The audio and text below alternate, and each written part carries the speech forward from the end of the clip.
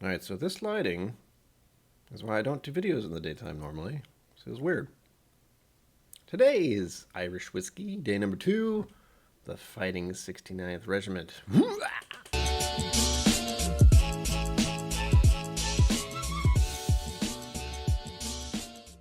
Welcome to KIllco. My name is Brian.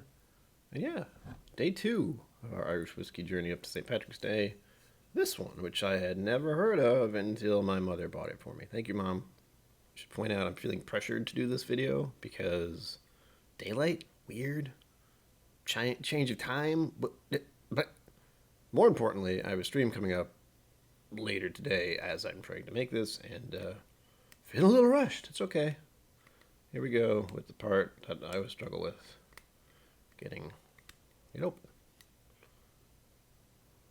I feel like this is a rather important thing to point out for the videos, only because you never know how difficult it's going to be to open something until you have the bottle.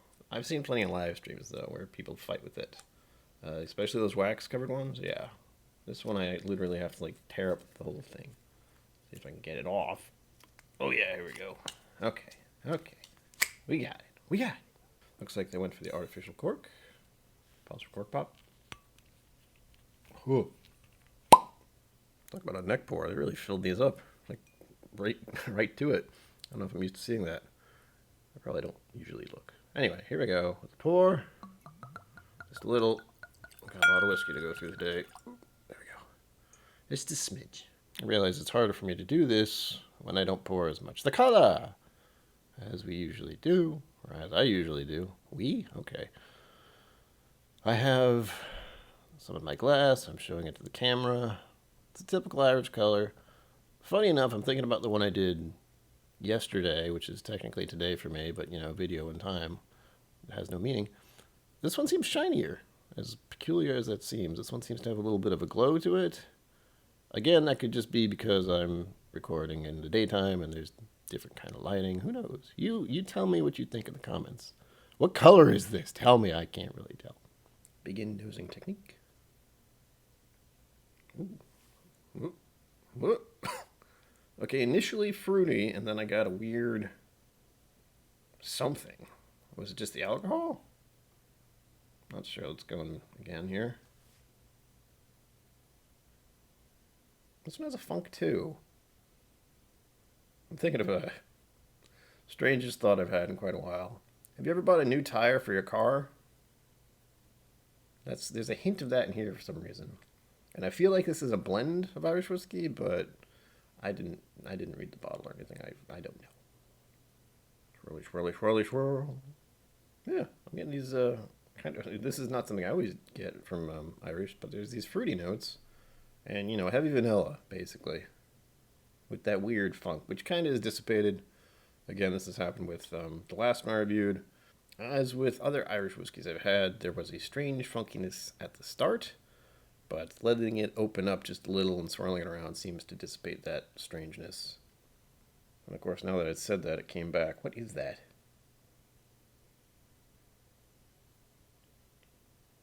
I've talked about this recently in a lot of videos. There's either a malt funk or something like that I get out of stuff. Usually out of scotches, but I'm finding it in certain types of Irish nowadays, so that's fun.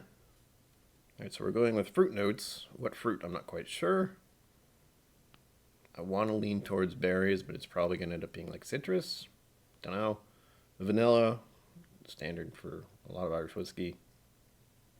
And that odd... What I'm thinking of immediately when I smelled is some kind of rubber tire thing, but also it could be like a mossy forest deal.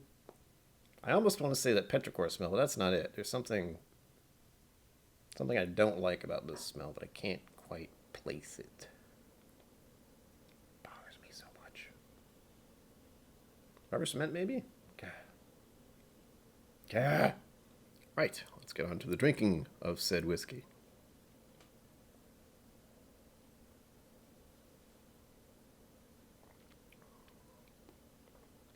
A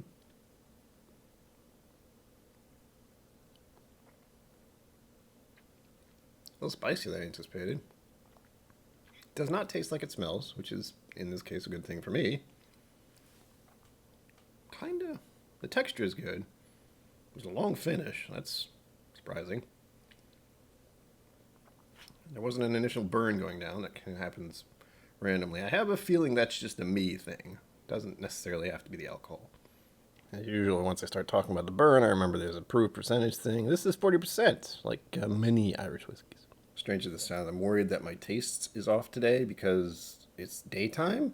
That doesn't make any sense, but okay. I've been told that if you drink whiskey in the morning, your taste buds are right in their prime. I think that's an excuse to drink in the morning, but I'll try it someday. I didn't get a lot off that, but again, first sip, don't think about it too much. Gonna hold it on the tongue, see what happens with that.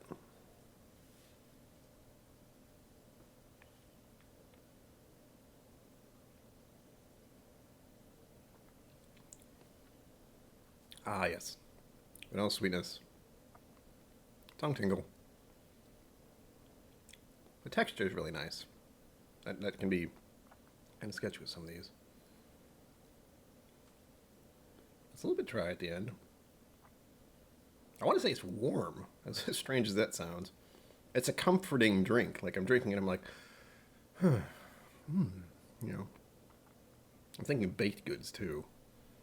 Nothing in particular. Well, as soon as I was like, nothing in particular, even pastries, that kind of thing.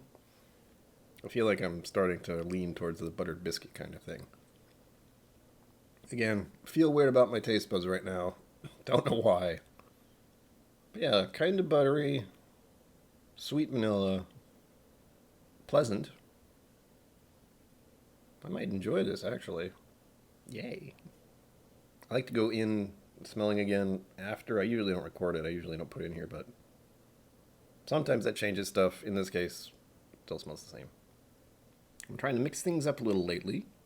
As always, I'm going to use the Whizzky App below to find out a little more about what others have thought and what there seems to be with this whiskey. But I also have been going to the official websites lately, and with this one I'm glad I did because there's a heck of a lot.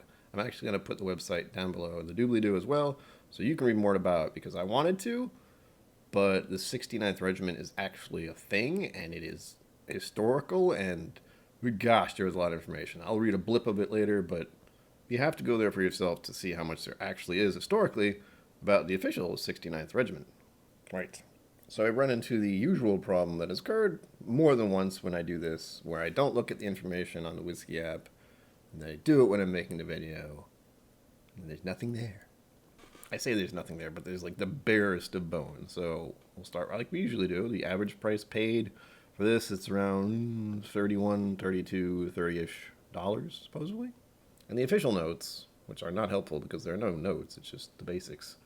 It's from Cork, Ireland. ABV is 40%, as we said. It is an Irish blend. Yay. Figured that out somehow. And the age is, it says 3 years, but nothing on the bottle. Don't know why that's a thing. That could be wrong. Who knows? So when this happens, I often try to look in other places I know of that may have tasting notes of some sort. In this case, I use Flaviar. If you know what that is, you know what that is. If you don't, give it a look. It's not something I can afford to do, but it's out there. They have an interesting webpage thing. So I'm going to read what I see on the left here, which is just a bunch of pictures and notes that are sporadic. I don't know if it's a community thing or not, but it's convenient, so we'll try that. And then I'll talk a little bit more about it.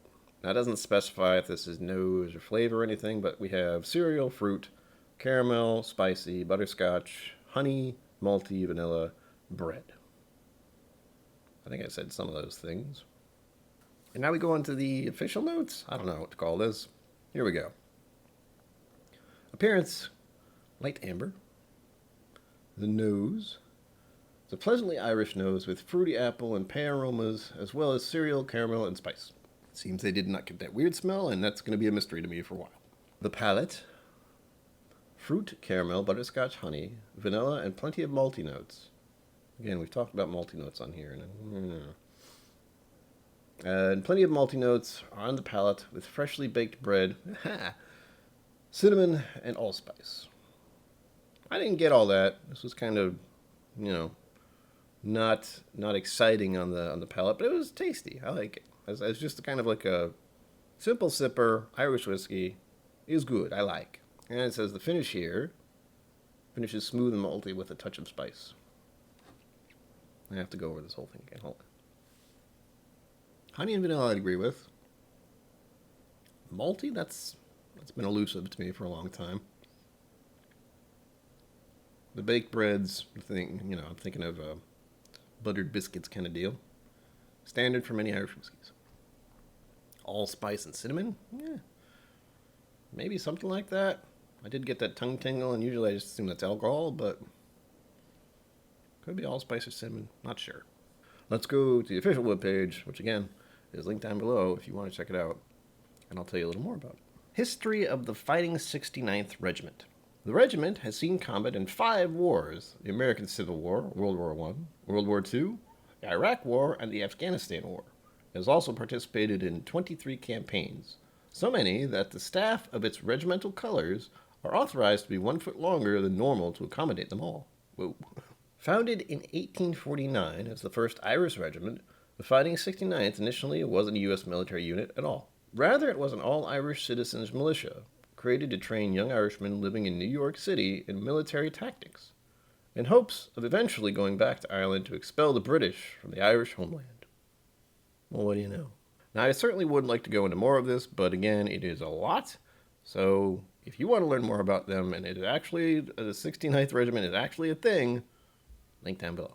Alright, no pressure. I'm doing a daytime video. Got to stream in less than an hour. Got to edit this. It's beautiful. As always, live long and prosper. Don't forget to be awesome. Let's launch. Thank you for joining me on KIllco. Please remember to like and subscribe, and I'll see you next time.